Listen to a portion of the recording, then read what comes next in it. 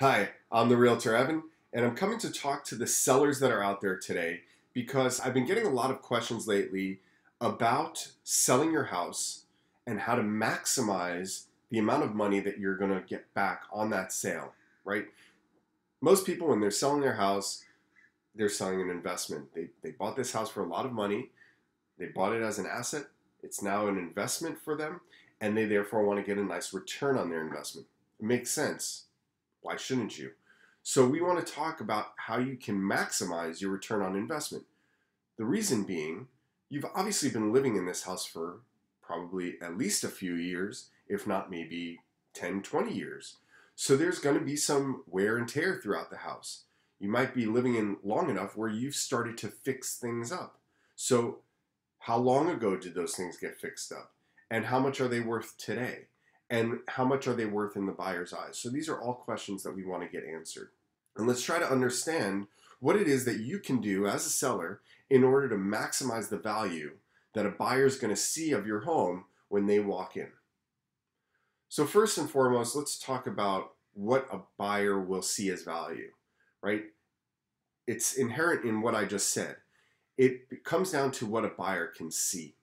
So if you've been doing work on your house that are all inside the walls, you've upgraded the electrical, you've upgraded the plumbing, you upgraded the insulation or the drywall, all these things to protect the house and protect the structure or the integrity of the house or the way the house functions, these are all great. But unless the buyer can actually see it, they're less likely to attribute value to it and therefore pay more than they would ordinarily for something that looks the same way without that stuff behind the walls. For example, if you upgraded the electrical and you just put in new wiring, you put in new circuitry, and it has a new fuse box, that's probably not going to get you a lot of extra return. However, if you did upgrade the electrical and that included upgrading all the lighting in the house, and now you have recessed lighting as opposed to just the old hanging lamps or lamps on the wall or whatever, that is going to drive some value. So there is a difference there as to what can be done. But again, it comes back to that initial statement, which is the buyer can see the recessed lighting. They can't necessarily see what's going on inside the walls or know really that you upgraded a fuse box. Like they're going to assume that the fuse box is just the fuse box. They don't care about that. So it's important that your house is in good condition, and the inspector, when they come and inspect it, they're going to look for that stuff. So if there's a fault within the electrical system, that's going to be a problem. But that aside, it's not going to drive extreme value for your property. So what is going to drive that value for the property, right? Again, it comes down to what the buyers can see. So you've been living in the house, maybe you've hung stuff on the walls. Do you have holes in the walls? You want to fix those holes in the walls. You want to fill in the holes, you want to sand them down, and you're going to want to paint over them. You might even want to paint the whole wall because over the years you've been touching the walls. So there's fingerprints or dirt or chairs have rubbed up against them. So you might want to paint the whole wall so that they look fresh and new. That is going to drive a lot of value. So even though it's not going to cost a lot of money, the buyer's going to see it as a lot of money to them. And therefore they're going to try to tick that off, right? As soon as the buyer walks into your house, they're going to start calculating in their head how much money it's going to cost to do this and fix that and put in new flooring or whatever it may be that needs to be done. So you want to minimize that amount of calculation that's going on in their head, especially because the buyers tend to overestimate how much these things actually cost. So these are the things that you want to consider when you're selling your home.